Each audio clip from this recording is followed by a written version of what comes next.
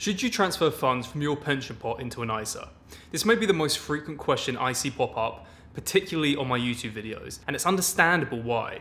Both ISAs and pensions offer tax-free growth to your investments housed within them.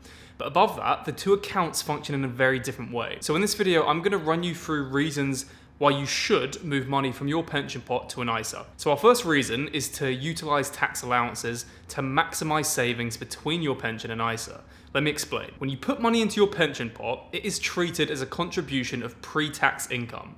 Or in other words, the tax you would otherwise pay on that income if you didn't contribute it to your pension pot instead gets added on top of your contribution. This is why pensions are often referred to as pre-tax accounts, and this is the core tax benefit to pension schemes. Getting the money you contribute topped up by the tax savings during the accumulation phase of your career. ISAs operate in the exact opposite way. You contribute to an ISA with post-tax income, meaning the money you put into your ISA is funded from money that you in all likelihood have already paid tax on. The big tax benefit with ISAs is that everything you withdraw from the ISA is income tax-free, whereas when you withdraw from your pension pot, you will have access to 25% of your pot tax-free up to the 268k limit, and the rest will be taxed as income. So back to the point, and it's useful to use an example to demonstrate what I'm trying to get across here. So let's say we're 60 years old and have both a pension pot and a stocks and shares ISA. We anticipate receiving full state pension at 67 and have a good level of cash savings to live off in the initial few years of retirement, as well as access to the tax-free lump sum amounts of the pension pot if needed. This will ensure that no tax is being paid during this period between now and when we start receiving the state pension. So what's the problem here? Well, we still have a personal allowance every tax year, which currently sits at £12,570. And if we draw down from our pension pot up to this amount, we effectively bypass the unfavourable tax treatment of pensions, being that they are liable for income tax upon withdrawal, and can simply then invest this money into oftentimes the exact same funds which will grow tax-free within our ISA. The key here is that although you're drawing down money from your pension that you don't need, you're making use of allowances which otherwise would have gone to waste, because we don't know exactly how much we're going to want to draw down from our pensions in the future. And in all likelihood, it will be enough to push you into the basic rate or higher rate tax bracket, meaning that this same £12,570 could in future years cost you £2,514 or £5,028 in income tax, depending on your marginal rate of tax. The reality is most people don't have a scenario exactly like this, but I do see a surprising amount of situations pop up where the full personal allowance isn't being utilised in the tax year, while still sitting on a substantial pension pot, which needs to be drawn down from at some point. So even if it's a few grand, it's worth looking into if you're not utilising your full personal allowance. Because when it does come time to need access to that money, and you're in a marginal rate of tax that is 20, 40 or 45%, drawing it down from your ISA instead of your pension will obviously be completely income tax free. Next, I want to address a specific discussion I see in the comments very often, and that is whether you should immediately take your maximum 25% lump sum from your pot and over the years invest that back into an ISA. Now, there are many layers to unpack with this, but the primary driver I see discussed with this is that we currently have the legislation in place to allow us to take 25% of our pension tax-free. And with so much uncertainty floating around in the UK today, some people argue that taking it now before any potential negative changes to either the amount that you can take tax-free or whether you can take any tax-free at all is a good move. This was particularly topical around the October budget build-up time. And look, this is always going to be a difficult one to make a judgment on, because the reality is nobody knows what is going to happen in terms of future tax legislation changes. But what I can do is clear up some misconceptions that taking your maximum tax-free lump sum now has no drawbacks because it's already tax-free. So let me briefly outline some of those negative impacts for you. Firstly, if you have an average size pension pot, you're not going to be able to invest your maximum lump sum into an ISA due to there being a £20,000 per year limit on ISA contributions.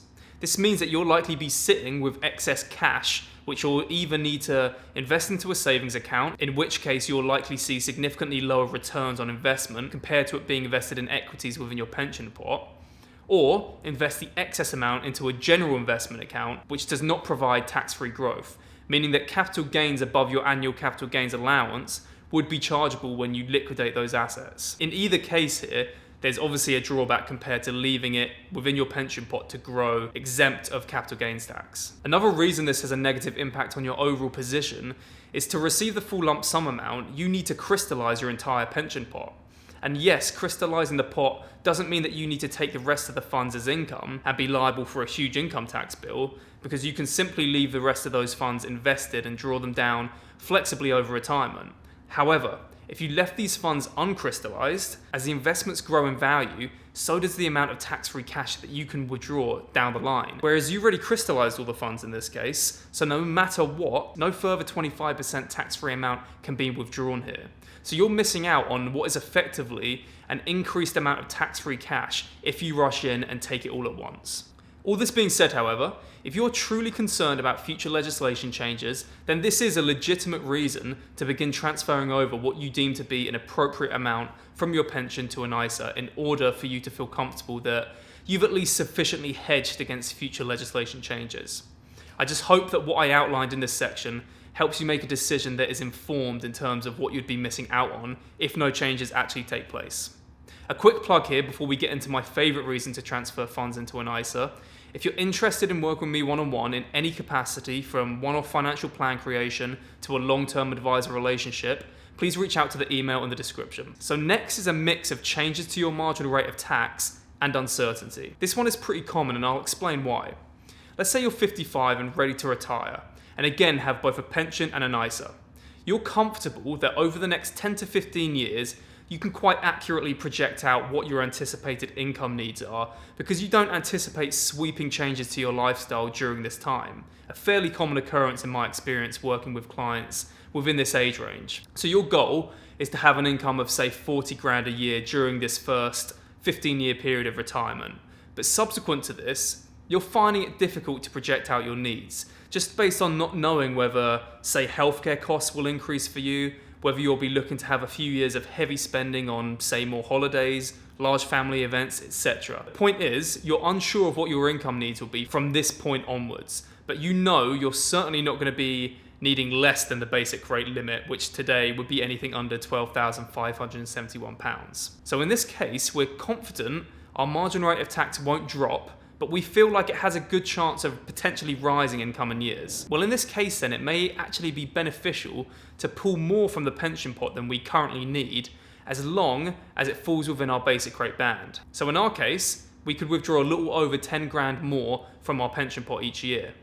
We'd then have to pay basic rate tax on that amount, today being 20%, and could then reinvest it into our stocks and shares ISA, so that if and when it comes time to withdraw money and we're, as anticipated, sitting at the higher rate of tax, even if it's only for a few years, we can avoid paying that hefty 40% tax as much as possible by leaning more on our ISA, which we've built up over the years. This of course requires some considerable planning and guesswork, but the point I'm making here is that if that's a strong consideration, / there's a good chance of your marginal rate of tax increasing, and you're confident that you won't drop down a rate, say from 40 to 20%, then there's a very good argument to be made that taking the basic rate tax hit now could be a sensible way to hedge against this hefty future tax burden that may exist for you. And next is, if you were previously over-reliant / overexposing yourself to pension contributions over ISA contributions due to inheritance tax implications. So for those of you that don't know, the October budget recently made changes to how pension pots are treated for inheritance tax purposes upon death. Prior to the budget, pension pots could be inherited free of IHT. However, now they are treated in the exact same way as any other asset for inheritance tax purposes. And that means, for those of you over-indexing on the ability to pass this on tax-free, it unfortunately is no longer a viable strategy. This does, however, mean that you should use this pot of money in a way that suits you best, and in many cases, that may mean transferring some of that money into an ISA if you'd likely see tax benefits in line with some of the earlier points I've made in this video. If you're concerned with inheritance tax, however, I recently made a video showing a really powerful tax strategy that you can use to make a huge dent in future inheritance tax bills, and it's really simple, so please consider giving that a watch if you're interested. Anyway, I hope you all found this helpful. Thank you all so much for watching. If you enjoyed, please consider giving the video a like, and I'll see you all in the next one.